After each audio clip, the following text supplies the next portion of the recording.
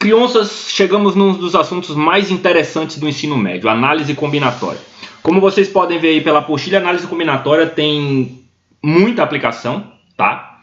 É um assunto relativamente rápido de se explicar, é fácil de entender. Quando necessário, as poucas fórmulas que tem são fórmulas bem simples. Algumas estão relacionadas, né, por exemplo, formas de combinações estão relacionadas com formas de permutações, então elas se relacionam, vocês conseguem ter uma boa ideia, desde que entendam o princípio por trás disso, vocês não vão ter dificuldades nem com as fórmulas, né? Ou seja, é um assunto rápido para explicar, fácil de entender, vocês vão odiar, né?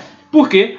Porque não se deixem enganar com essas questões simplórias que vão aparecer aí. Algumas questões são até bobas, né? Você fica pensando, nossa, análise combinatória, problemas de contagem para resolver essas coisas. Não. Esses aí são exercícios bem simples desses livros didáticos, bem comuns, que é para você poder treinar e entender como é que funciona o princípio. Mas, infelizmente, os problemas de análise combinatória, pelo menos os problemas sérios, são bem mais difíceis. Por exemplo, né, um que não vai estar aí, e que seria uma aplicação prática mesmo, seria calcular as probabilidades de sair um determinado tipo de mão no jogo de pôquer, por exemplo. Poker, não pôquer. Um jogo de pôquer. Algumas são fáceis, outras são bem difíceis, bem complicadinhas, tá? Não é um negócio de outro mundo não, mas não é tão simples, e vocês vão ver que os exercícios às vezes confundem bastante. A gente confunde se já contou, se levou em consideração algum tipo de contagem. Vocês vão ter uma ideia melhor do que eu estou falando quando a gente partir para a ação de verdade. Antes de partir para decorar os tipos, né, de fórmulas, os tipos de arranjos, combinações, etc., a gente tem que começar com o princípio fundamental da contagem. Aí vocês têm a definição do princípio fundamental da contagem, tá? Eu não vou ler para vocês, vocês podem fazer isso, são alfabetizados. E eu vou responder alguns desses exemplos aqui, dando ênfase a esta introdução do princípio fundamental da contagem. Então, por exemplo, no primeiro exemplo aqui, nós temos o quê? Você vai numa lancheria, se assim eu posso dizer, né? E aí você pode escolher um tipo de lanche que é composto assim, por 2 tipos de pão, por 3 tipos de recheio, né? E mais 2 tipos de bebida. Ele pergunta quantos tipos de lanche diferente você pode montar. Então, veja só, o que você tem? Você tem 2 opções para escolher o pão. Você tem 3 opções para escolher o recheio. E você tem mais 2 opções para escolher a bebida. Quantos tipos de lanche eu posso pedir ao todo, né? Seria muito simples você fazer um esqueminha desse aí, ó. É uma beleza, né? É ótimo. Só que esse, como eu disse, é um exemplo bem simples. E se você tivesse maiores quantidades de pão, de recheio, de bebidas, provavelmente não ia ficar nem um pouco conveniente você montar um esquema desse. Ia ficar muito grande, muito trabalhoso, né? Então, a gente, para resolver esse tipo de problema de forma mais rápida, quando o interesse é o número, né, é saber a quantidade, saber um tamanho em relação ao todo, tamanhos, né, em relação a outros tamanhos, a gente adota o princípio fundamental da contagem, a gente adota as técnicas de contagem. Vocês vão ver que uma das partes mais difíceis de probabilidade, que é o próximo assunto, é justamente identificar o espaço amostral, e o tamanho do espaço de eventos, certo? É justamente nas questões de contagem que você vai ter mais dificuldade em probabilidade, né? E aí, quando você tem espaços muito grandes, números muito grandes, você precisa rapidamente ter uma noção do tamanho que você quer, de fato. As palavras não estão propriamente adequadas, não pensei bem antes de passar nisso, mas é mais ou menos essa ideia. Ou seja, você tem um problema de contagem, geralmente ele vai envolver valores grandes e você precisa determinar um valor. E não dá para você simplesmente sair anotando um por um. Então, voltando para esse exemplo aí, ó, veja só o que acontece. Você pode escolher entre 2 tipos de pão. Só que para cada pão que você escolher, né, eu escolhi aqui, ó, um pão francês, né? Aí eu posso escolher o recheio dele. Eu posso escolher frango, eu posso escolher vegetariano, eu posso escolher churrasco, carne, sei lá, não interessa. Perceba que só com o recheio aqui, ó, eu tenho 3 possibilidades, né? Aí se você leva em consideração que além de escolher o pão francês, você escolheu lá o pão integral, né? O que eu poderia colocar dentro do pão integral? Eu também poderia colocar o frango, eu poderia colocar o vegetariano, ou eu poderia colocar o churrasco. Então vamos parar aqui, só que a gente tem o tipo de pão e o recheio. Quantas opções de lanche você tem? Você tem 6 opções de lanche. Então repare que para a primeira escolha, você tinha 2 alternativas, certo? A primeira escolha ela pode ocorrer de quantas formas? De 2 formas possíveis. Só que para cada uma delas, você tem 3 possibilidades de ocorrência para o segundo evento, por assim dizer, certo? Para cada uma delas, você tem o quê? 3 possibilidades de recheio. Então, repare que, ó, para eu saber o total, que são esses 6 aqui, veja, basta verificar de quantas formas a primeira ocorrência pode ocorrer. De 2. De quantas formas a segunda ocorrência pode ocorrer. Para cada uma dessa aqui, ó, do primeiro acontecimento, você tem 3 possibilidades no segundo acontecimento. Totalizando, 6 formas de pedir esse lanche. E aí você estende esse mesmo raciocínio para quantas ocorrências você tiver. Perceba, você tem uma primeira ocorrência, ela tem N formas de acontecer, né? E para cada uma delas, você tem, para a segunda ocorrência, outras M formas, pode ser inclusive a mesma quantidade, mas não vem ao caso, de acontecer a segunda ocorrência. Para outra ocorrência, você tem lá mais P formas. Quantas possibilidades você tem ao todo? Basta você fazer a multiplicação desses valores aí. Quantas formas a primeira pode ocorrer? N. Quantas formas a segunda pode ocorrer? M. Quantas formas a próxima pode ocorrer? P. Se você multiplicar, você vai ter justamente o que também é chamado de princípio multiplicativo, né? A gente costuma chamar, eu pelo menos prefiro chamar de princípio fundamental da contagem, mas também recebe esse nome aí de princípio multiplicativo. Perceba que não é difícil de entendê-lo, tá? E é claro, os exemplos não vão ser só simples assim. Às vezes a gente tem restrições, pode ser que ocorra isso aqui, ó. Só que quando ocorre o pão francês, talvez eu não tivesse um sanduíche. E aí eu tenho outros detalhes que são justamente os problemas que vão surgindo depois, tá? Mas é interessante que vocês entendam o princípio multiplicativo. Voltando para esse mesmo exemplo aí, veja só. Vocês vão poder acompanhar pela apostila, pelo esqueminha. Vocês vão ver que temos. Você pode escolher 2 tipos de pão. Para cada pão que você escolher, você vai poder colocar dentro dele 3 recheios, né? E para cada recheio que você escolher depois de ter escolhido o pão, você pode escolher, sei lá, entre 2 bebidas, né? Quantas possibilidades de lanche você tem ao todo? 12 possibilidades de lanche você tem ao todo, né? Estão esquematizadas aí. Como eu disse, é um exemplo bem simplesinho, bem tranquilo, mas a gente consegue entender.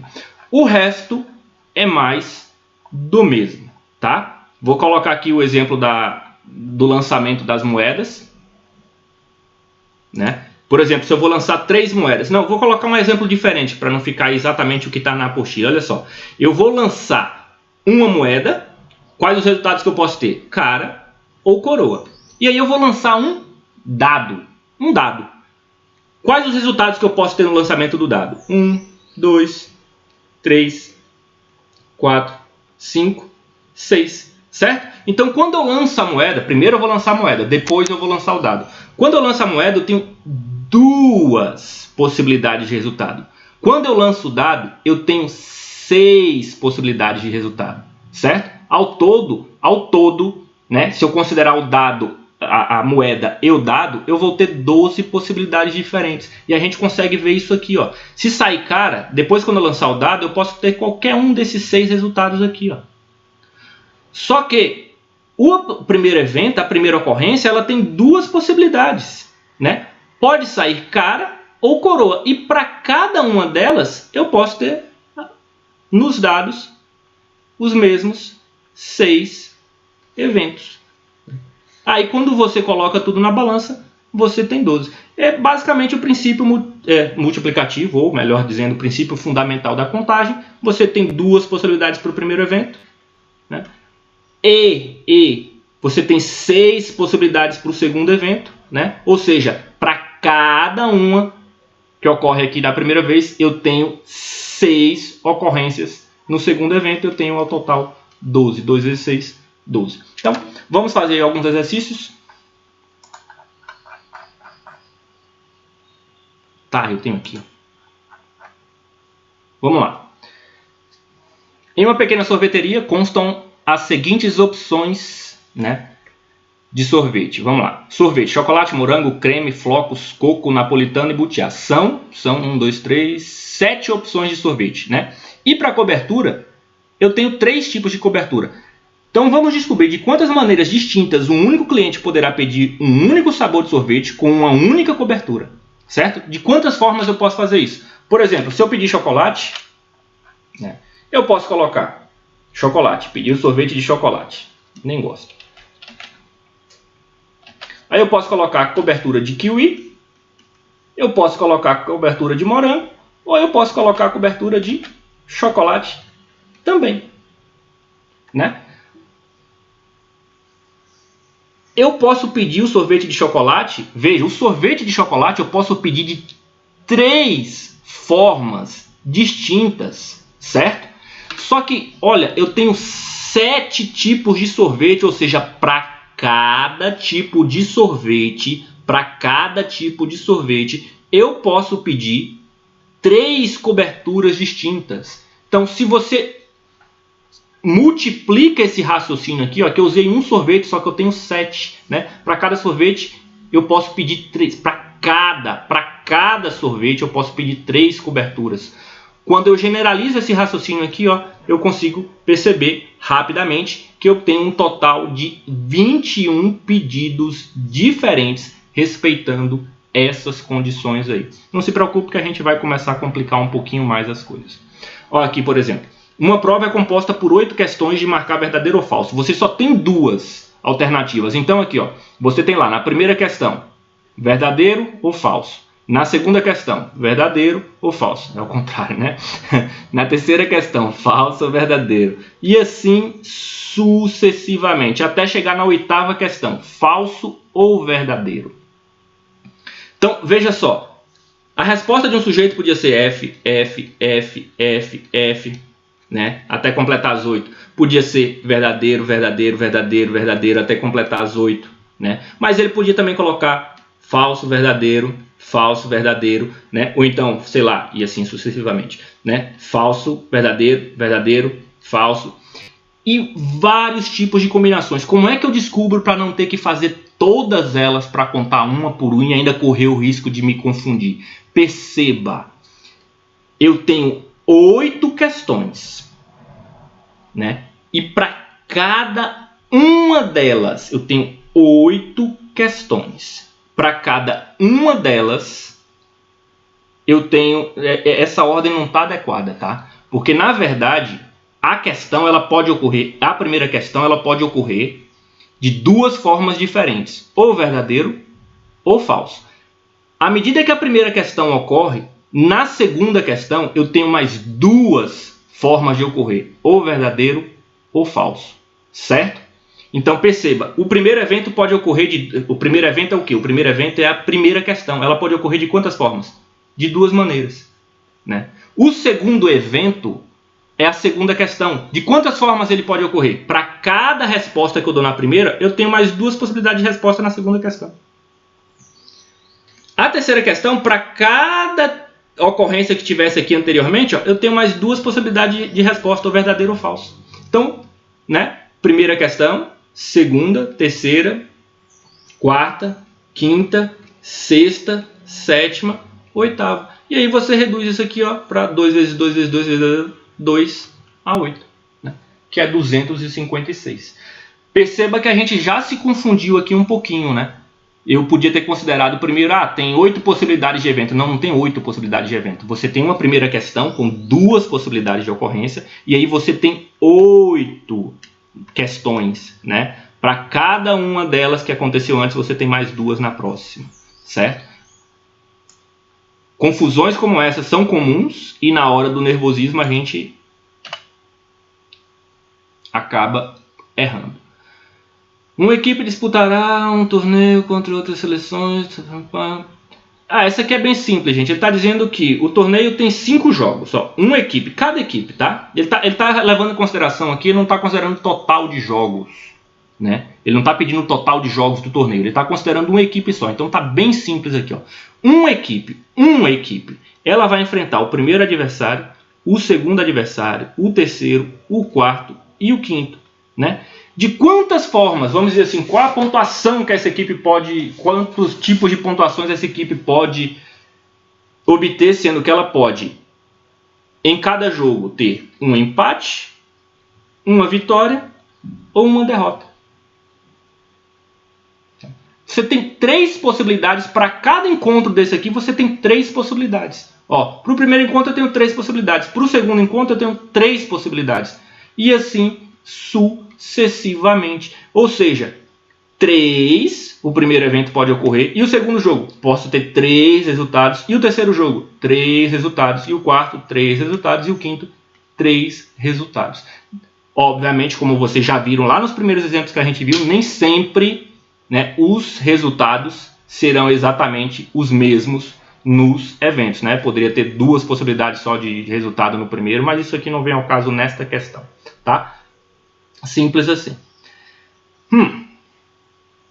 Vamos lá para umas questões um pouquinho mais interessantes. Só essa quarta aí, ó. Essa quarta ainda é bem simples, mas já melhoram alguma coisa, ó. Quantos números de 4 algarismos podem ser formados com os números 0, 1, 2, 3, 4 e 5? Primeira pegadinha é você perceber que tem 6 números. Tá? 6 números. Não confundam 0. Acontece muito com as pessoas. E aí ele está perguntando para você quantos números de 4 algarismos podem ser formados com esses números aí. Aí você tem que levar em consideração que geralmente nesse tipo de questão, ó, um número de 4 algarismos. Por exemplo, esse número aqui não é um número de 4 algarismos, né? Porque eu penso nesse número aqui como 312. Então, perceba que, embora eu tenha 6 números, para o primeiro algarismo, eu só tenho 5 possibilidades, né? Então, o primeiro acontecimento aqui, ó, o que eu vou chamar de evento, o primeiro evento, ele pode ocorrer de quantas formas? Ele pode ocorrer de 5 formas, né? E para cada número que eu coloco aqui, ó, quantas possibilidades eu tenho para o segundo número? Eu tenho 6 possibilidades. Eu posso colocar qualquer outro número aqui. Desde que o primeiro número, né, são números de 4 algarismos, desde que o primeiro número não seja 0, veja, isso aqui não é o número 5, tá, gente? São 5 possibilidades. Desde que o primeiro número não seja 0, eu posso colocar outros 6 números aqui, ó, no segundo algarismo, né? E para o terceiro, posso colocar qualquer algarismo. Ele não está me restringindo em nada aí, tá? E para o último algarismo, eu posso colocar qualquer um daqueles 6, ó. Certo? Aí é só vocês fazerem as contas. O importante é ter entendido esse raciocínio, tá? Vamos finalizar isso aqui, porque o sexto eu acho que é bem simples, bem tranquilo, né? Creio que não precisar responder esse sexto aí. É uma questão mais simples do que essa que a gente acabou de responder, tá? Não, ela tem redução de valores. Então eu vou responder o 6 e depois eu parto para o 5, tá? Porque o 6 é mais fácil do que o 5, tá bom? Olha só, 3 alunos chegam atrasados para uma palestra, né? Só restam 7 lugares. De quantas maneiras eles podem ocupar essas 7 cadeiras que ainda estão vagas? Veja, tem 3 alunos, né? Só que eu tenho lá 7 lugares, ó.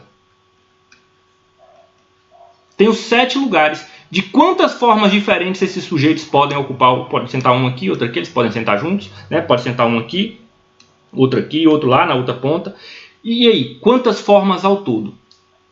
Perceba, o primeiro aluno vai chegar, né? Desses 3, um deles vai sentar primeiro. Aí ele vai ter 7 opções de lugares para escolher, né? Neste caso aqui, diferente das questões que a gente acabou de ver anteriormente, o segundo aluno não pode ir lá e sentar na mesma cadeira. né? Eles não vão sentar todos na mesma cadeira. Então, para o segundo aluno, só sobraram 6 opções de cadeira. Para o terceiro aluno, olha, tinha 7 cadeiras vagas, agora só sobraram 5, porque as outras 2 já foram. Então ele ainda tem 5 cadeiras para escolher. Quantas cadeiras ele pode escolher ao todo? 5 vezes 6, 30, vezes 7, 3 vezes 7, 21, igual 210. Perceba que aqui ainda estamos no princípio fundamental da contagem, mas olha só, a escolha do primeiro lugar altera o número de possibilidades para o segundo. Porque a partir do momento que eu escolhi o primeiro lugar, não sobram mais 7 cadeiras. Eu só posso ter 6 possibilidades para o segundo aluno sentar. E, por fim, o terceiro aluno agora só restam 5 cadeiras para eles. Tá? Mas ainda assim a gente tem aqui a aplicação do princípio fundamental da contagem. Eu tenho 7 possibilidades para a primeira ocorrência. Para cada uma delas, eu tenho 6 possibilidades de ocorrência para o segundo evento, e para cada uma dessas aqui que aconteceu, para cada resultado que eu tiver aqui, eu tenho ainda 5 possibilidades para o terceiro elemento. E agora, só que nem sempre é bonitinho assim. Perceba que aqui a gente fez organizado. O cara sentou na primeira cadeira e você simplesmente escolheu ir na segunda e na terceira. Veja essa quinta questão. Essa aqui é um pouquinho bem mais trabalhosa. Essa aqui sim começa a complicar. Vocês vão perceber também que é muito comum alguém responder e parecer fácil. Quando alguém está respondendo, parece simples. Quando você tem que responder o problema sozinho, é uma calamidade. Você acha que acertou e aí percebe que a resposta é diferente. E aí, o que foi que aconteceu? Veja só. Quantos números ímpares de 3 algarismos? Olha, eu tenho que escolher números de 3 algarismos. Mesmo raciocínio da anterior, em princípio, ó, tem 1, 2, 3, 4, 5, 6, 7 números. 7 números. 7 números, tá? 7 possibilidades de números, tá? 7 algarismos. Só que eu quero escolher números de 3 algarismos. O primeiro não pode ser 0, porque senão não seria um número de 3 algarismos, tá? Mas tem outro fator que restringe aqui. E aí uma dica que geralmente funciona é você sempre começar por aquilo que é mais restritivo. Perceba que para o primeiro número, embora eu tenha 3 algarismos, para o primeiro número aqui, eu só posso escolher entre 6 dele. Tá? Só que tem algo ainda mais restritivo do que esse primeiro aqui, que é este último. Por quê? Porque a questão falou que você quer números ímpares. Ímpares. Certo? Então, para o número ser ímpar, ele tem que terminar com o número ímpar. Aí você vai ver que ele só pode terminar em 1, em 5 ou em 3, né? 1, 3 ou 5. Ou seja, para este último algarismo aqui, né, para eu conseguir respeitar as condições da questão, eu preciso que o último algarismo só tenha 3 possibilidades. Ok? Vamos para onde agora? Vamos para outra que tem restrição. Ó. A questão também falou que eu quero formar números de 3 algarismos distintos. Além de ser ímpares, eu tenho que eles são todos distintos. Eu não posso ter, por exemplo, 335. Né? Eu posso ter 315, né? 423. Tá? Todos têm que ser distintos. Então, veja, gente. Eu posso escolher 3 possibilidades. Só podem terminar de 3 formas esses números aí que eu estou trabalhando. Tá? Só que, ó, e o primeiro algarismo? Eu não posso usar o 7. Ok? Eu não posso usar o 0. Então, eu não tenho 7 possibilidades para o primeiro número. Eu só tenho 6. Só que tem um problema. E o último algarismo aqui? Se terminar em 5, por exemplo, eu não vou poder usar o 5. Aí sobra 1, 2, 3, 4, 5. 5 possibilidades para o primeiro algarismo. Por que 5? Porque o 0 eu já não posso usar, porque senão não é um número de 3 algarismos. E eu também não posso usar aquele número que foi usado aqui no final. Certo?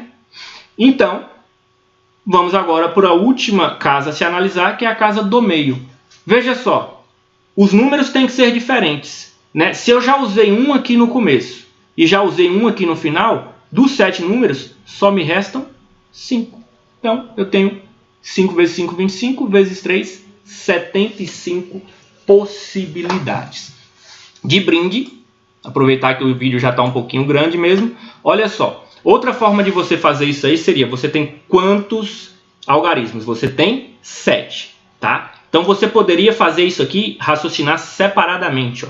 Os números têm que ser ímpares, então ele pode terminar em 1, 3 ou em 5. Aqui eu não estou considerando possibilidade não, tá, gente? Eu estou considerando o final do número mesmo, tá bom?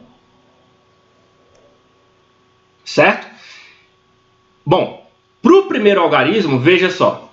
Eu tenho 0, 1, 2, 3, 4, 5 e 6. São 7 alternativas. Veja que eu já usei o número 1 aqui nesta análise aqui, ó, nesta primeira análise. O número termina com 1. Eu não posso usar mais o número 1 porque os algarismos são todos distintos. Aqui no primeiro, eu também não posso colocar o 0, certo? Então me sobra 1, 2, 3, 4, 5. 5 possibilidades para o primeiro. Certo? E quanto é que sobra para o segundo algarismo? Bom, eu não posso usar 1 porque ele já está no final. Já está determinado que o final é 1, certo? E só não vou poder usar aqui aquele que eu usei, qualquer um deles. Me sobram quantos? Usei, sei lá, qualquer um deles. Usei esse aqui, por exemplo, certo? Que o 0 não pode. Sobra 1, 2, 3, 4, 5 possibilidades. Né? Então, números terminados em 1, vocês têm 25 possibilidades. Quando você for analisar o 3 aqui, números que terminam em 3, vocês vão ver que também tem 25 possibilidades. E a mesma coisa para o terminado em 5. Tá? E isso seria um pouquinho diferente se, por exemplo, fosse números pares, porque o 0 aí ia fazer uma pequena esculhambação.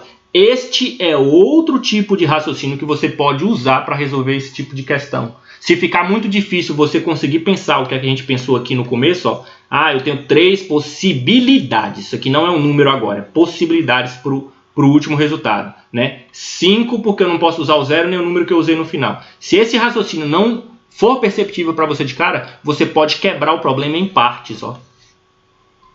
E aí você analisa para cada uma dessas partes, depois você tem 25 na primeira opção, 25 na segunda, 25 na terceira, eu tenho ao todo 75 formas de achar esses números aí. Bom, o vídeo ficou um pouquinho grande, mas a gente respondeu todos os exercícios e eu espero que vocês não tenham tido dificuldade para entender o conteúdo, tá? Porque ele é razoavelmente bem simples, mas como eu disse, as questões vão ser de lascar. Até a próxima.